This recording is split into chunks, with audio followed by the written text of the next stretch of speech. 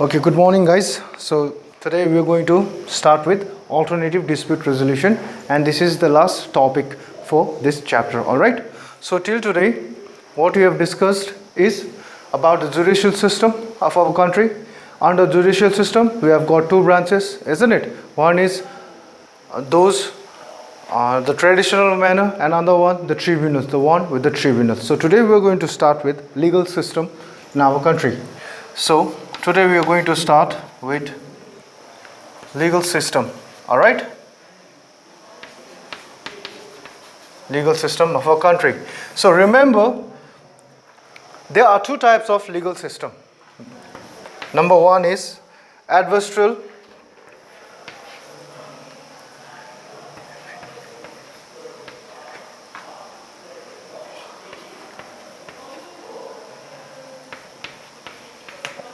Adversarial system,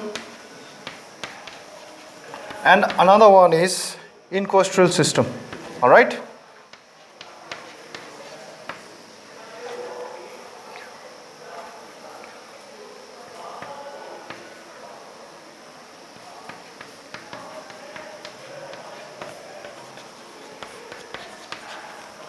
One is adversarial system, another one is inquisitorial system. So what is adversarial system? In the adversarial system, the parties through their advocates are responsible for initiating and conducting litigation, and the judge in court serves as a natural umpire, deciding the questions of fact and law raised by the parties. So what is adversarial system? In adversarial system, there is a judge who acts like an umpire. All right, who acts like an umpire, and there are two advocates from both the parties. All right, it is the responsibility of the parties and their advocates to provide facts, to give evidence, and to have a trial. All right, and what does the judge do? He or she acts like an umpire. All right, and give decision according to the facts, evidence provided by both of the parties. All right, so that is adversarial system. Now in inquisitorial system, the court itself initiates the litigation and undertakes significant responsibility for gathering evidence. So it is just the opposite in inquisitorial system. Over here the court itself acts as an active agent. All right, the court is active agent. All right, so what does it do? The court itself initiates the litigation and undertakes significant responsibilities for gathering evidence. The court not only acts actively, but also it gets involved in gathering all the evidence. All right, so the adversarial system is prevalent in common law countries like India, England, etc. Now remember, before the India got its independence, we were a colonial country, isn't it? We were under United Kingdoms, isn't it? So because of that, whatever the laws were there in England, the same laws were here in India, isn't it? So in India we follow which type of legal system? We follow adversarial type of legal system. All right, so this is what adversarial and inquisitorial legal system is all about. Now we will start with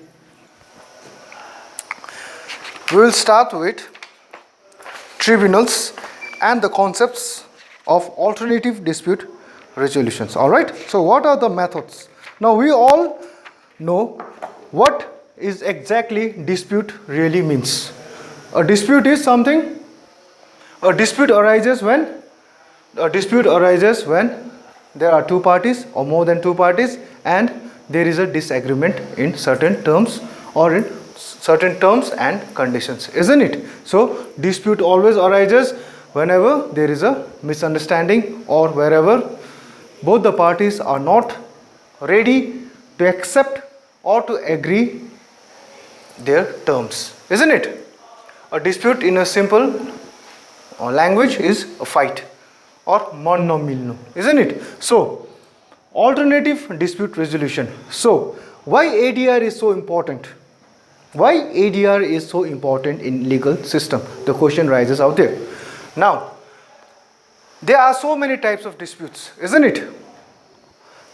There can be a dispute between two families. There can be a dispute between husband and a wife.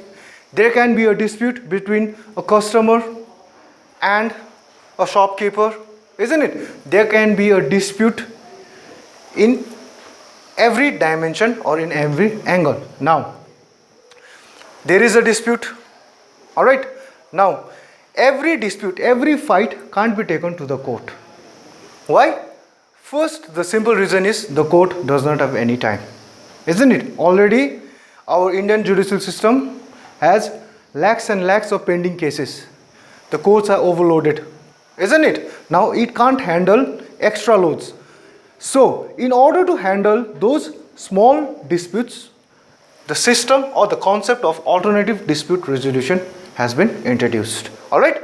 So, the meaning itself, the word itself, the alternative, all right, dispute resolution gives us a clear picture that whenever there is a dispute, then there is a solution by alternative dispute resolution, by trying to solve the resolution in a very alternative manner. All right.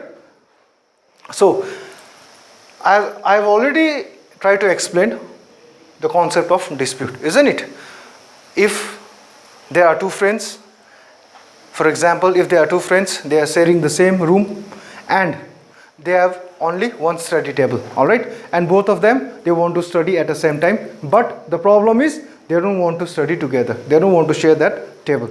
Now, automatically, the moment when they don't want to share that table for their studies, there is a dispute, isn't it? There is a jagda. Now, what happens? Now, the hostel uncle will come and he will try to settle down their disputes.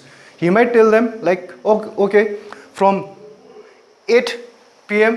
to 9 p.m. Mr. A will study, and from 10 p.m. to 11 p.m. Mr. B will study. Now that dispute has been solved, isn't it? So this is what dispute is all about. All right. Now let us start with number 1, alternative, the sources or the methods how a dispute can be solved. All right. Number 1 is arbitration. Number 1 is arbitration.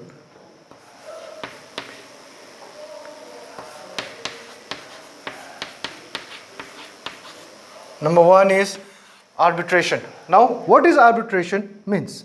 Arbitration is an alternative means of dispute resolution where disputing parties refer their dispute to an arbitral tribunal consisting of one or more independent and impartial arbitrators. Now, arbitration, the system in arbitration is when there is a dispute, there are two parties, obviously, isn't it? Now, there is a arbiter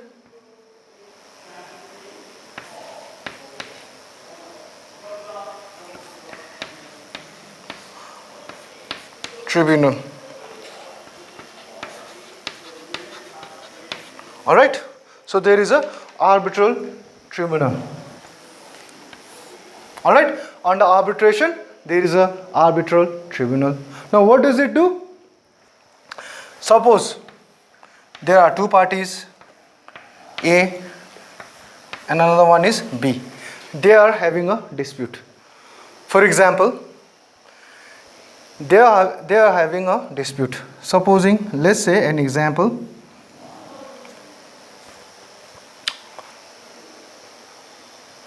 There is a plot of land and Mr. A claims that this plot of land belongs to me and Mr. B says no, this plot of land belongs to me.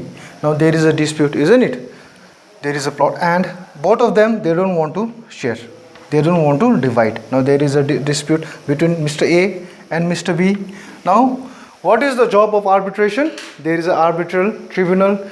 Under arbitral tribunal, there is a arbitrator.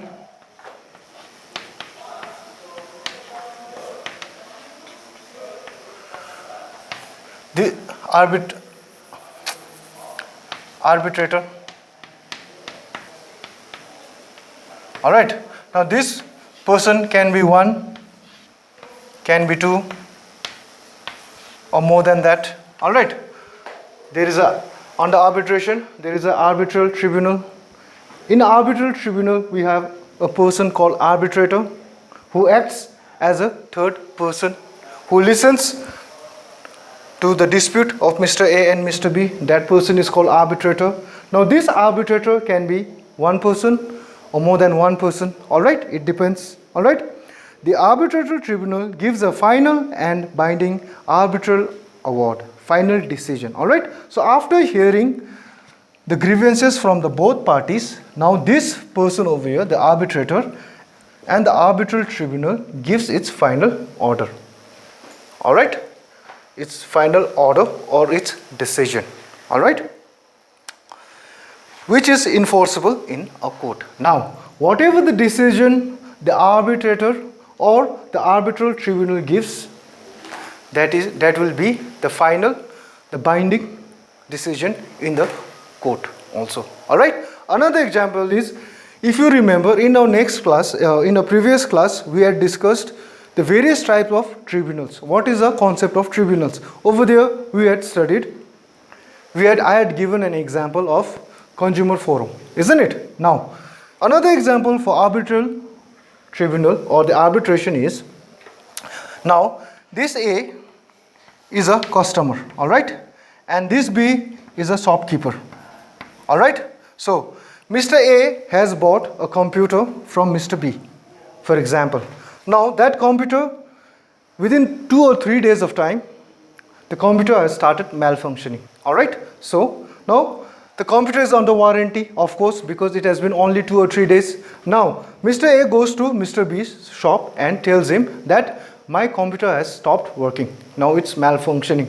Alright, and I have bought this product from you. Now what does shopkeeper tells? No, I'm not going to entertain you. In a very simple way, I'm not going to replace your new computer which you had bought from me. Now where this person will go? This person will go directly to the tribunal. Which tribunal? Consumer forum, isn't it? Now that consumer forum acts like a arbitral tribunal or the arbitrator. Alright, now this person will tell all the grievances to whom? To arbitrator or to the consumer forum, isn't it? Now, it is the duty of the consumer forum to decide, to listen to both the parties and to give a binding decision. If the consumer is right, then the decision will go for him, isn't it? And if the customer or the shopkeeper is wrong, then the decision will go against him, isn't it? So this is what all about arbitration. Now remember, under arbitration we have arbitral tribunal. Alright, under arbitral tribunal we have arbitrator who acts as a third person or a judge. Now that person will give his or her decision after hearing the grievances from both the parties. Alright, so this is all about arbitration. Now moving on to next is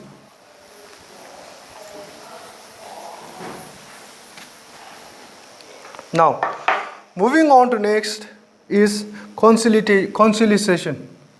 Alright.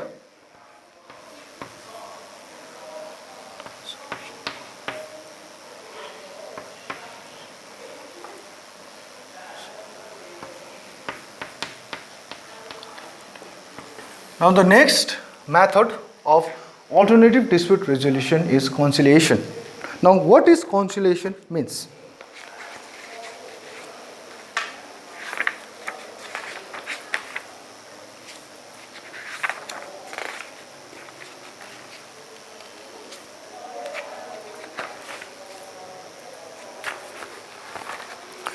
Conciliation is a non-binding process whereby the parties request a neutral and impartial third person known as the conciliator to assist them in their attempt to reach an amicable settlement of their dispute. Interestingly, the conciliator does not have the authority to impose upon the parties impose upon the parties a solution to the dispute. Now, conciliation is,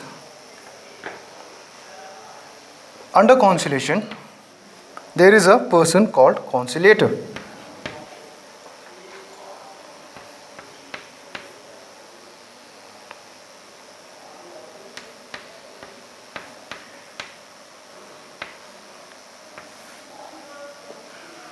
Under conciliation, there is a person called conciliator. Now, what is conciliation? Conciliation is a non-binding process. Now, remember, the conciliation, whenever there is a conciliation, it is a non-binding process. In a very simple way, we can term it as whatever after hearing the grievances from both the parties, what can a conciliator do? He can only try to settle down things. He can only give advice to both the parties, but he or she, the conciliator, can't make any decision. In a very simple way, this conciliator can't give his or her decision to the parties. Now, the best example for conciliation is, we all live in a society, isn't it? We all live in a society. And in today's time, in every society there is a club, isn't it? Samaj. There is a Samaj, isn't it? Samajgar. Right? Now, sometimes in our Samaj, now Dasai is coming, some people, they get drunk too much and they do tamasa in the society, isn't it? They use slang words, they utter rubbish, they do whatever they want, isn't it? There are in some Samaj, in some community, there is always a troublesome fellow who gets drunk all the time. Sometimes he beats his own child or his wife. Sometimes he fights with his neighbor when he's in drunken situation, isn't it? So we all have that type of person in our Samaj or in a community. Now, गाउँको मान्छेहरूले पनि, the community people will also give a chance. त्यो त त्यस्तै हो. He is a drunkard. Let him do whatever he wants. But sometime that person exceeds his limit.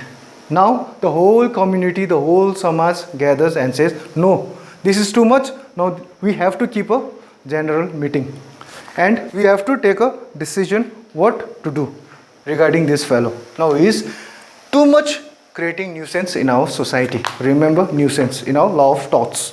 So he is too much creating nuisance in our society. Some elderly people will come, they will say, "Hamro chora chori hurkindecha." This guy is using slang words, isn't it? Some the women's organization will come and say, "Yes, we have got chori cheli in our house, so this person is using all types of bad languages," isn't it? So there is a Samaj and they decide. Now what does the Samaj do? They keep a meeting, conciliation. Alright, and the conciliator, whoever the president, the general secretary, whoever, he acts as a conciliator. Now what does he do? He tries to settle down. What is your problem? Why you are trying to create such a nuisance? And both the Samaj, the community people, and that person who is always drunkard, who is a troublesome fellow, they put their grievances. The Samaj will say, this fellow creates a nuisance every day, almost every day. He comes drunk every day and he tries to create nuisance. And the drunkard says, no, I'm not trying to do so. Now, the conciliator, what is the job of the conciliator? Try to settle down that problem. But that president or the general secretary of a community or a Samaj can't give order. Okay, this person is creating nuisance, he will go to the jail. He can't say that. He can't give orders. What he can do is, okay, from tomorrow, timile esto gardenau. You are not going to repeat the same thing. That much he can say. But the president or the general secretary of that Samaj who acts as a conciliator can't give the person an order, nor the community. Okay, आजदेखि चाहिँ यसले यसो गर्यो भने पिट्दै यसलाई. He can't say that, isn't it? So this is what the concept of conciliation is. It is trying to settle down a dispute, but not in a binding process. In a simple word, the conciliator can't give his or her orders, but he can give his advice. Alright? I hope you guys have understood the concept of conciliation. Moving on to next is mediation. Now, the next one is mediation.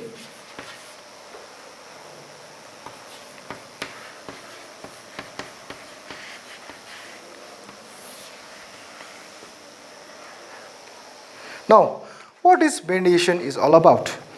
Mediation is a private, informal dispute resolution process in which a neutral and impartial third party known as the mediator helps disputing parties to reach a settlement, but has no power to impose a decision on the parties. It is a non-binding process controlled by the parties with the objective to reach a mutually acceptable and voluntary agreement. Now, what is a mediation? Under mediation, again, we have mediator.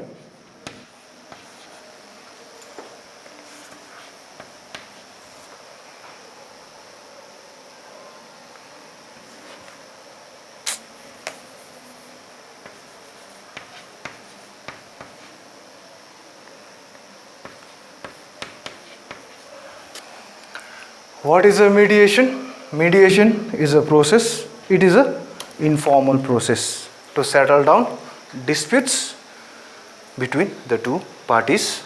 And in a mediation, we have a mediator who acts as a judge or an umpire and listens to the grievances of both the parties.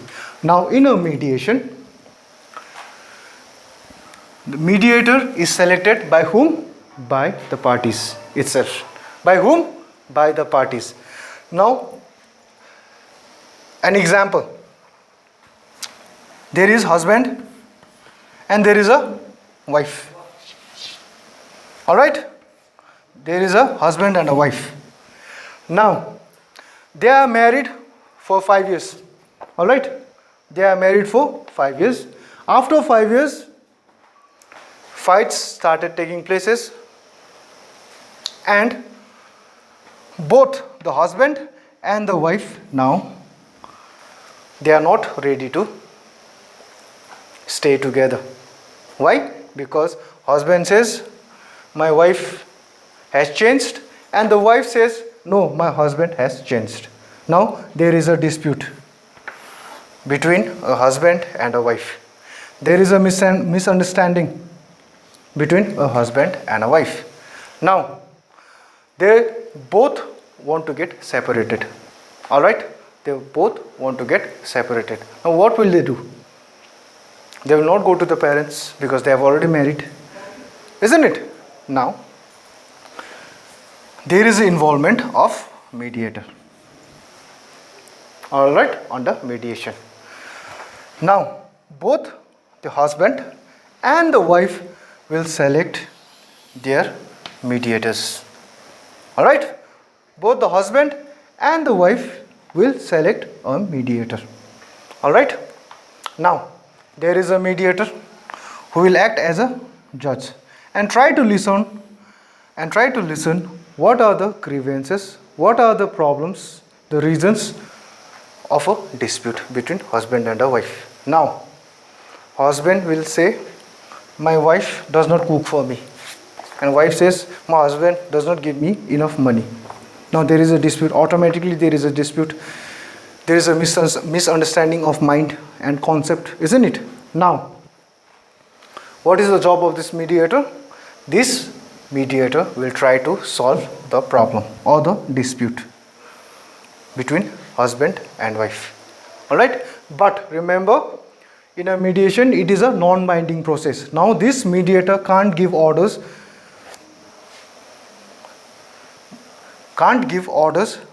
to both husband and wife. But what he can do? He can act as a mediator under the process of mediation. Now, the husband says, okay, I am ready to give divorce to my wife, but I will not give her a penny.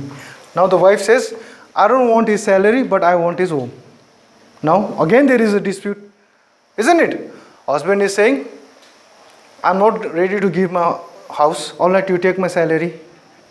Paila ta I was thinking like I was not thinking to give even my salary. No, okay, I'll give you half of my salary, but I will not give you my house. But the wife says, no, I want your half salary and your half house also, your property also. Now there is a dispute, isn't it? Now the job of the mediator is try to settle down their disputes.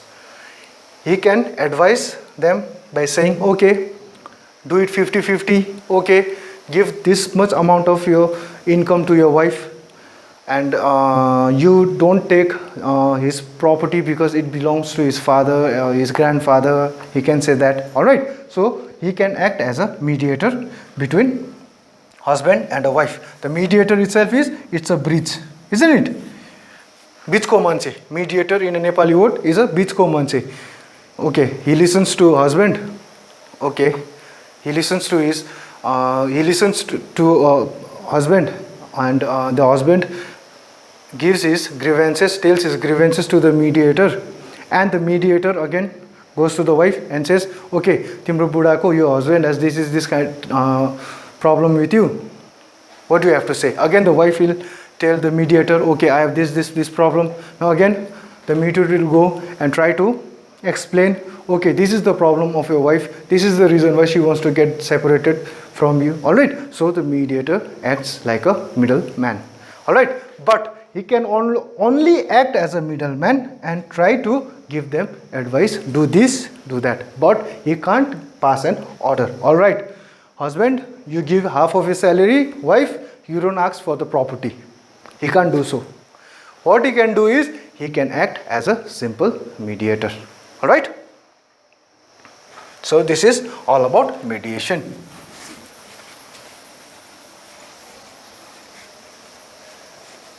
Now the last one is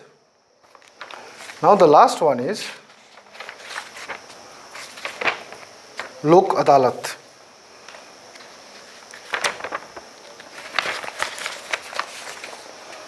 Lok Adalat.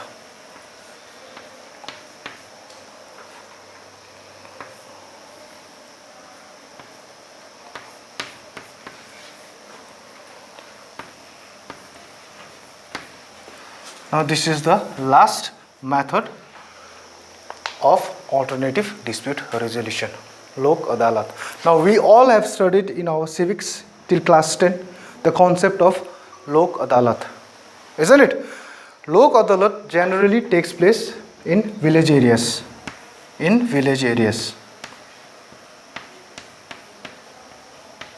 Where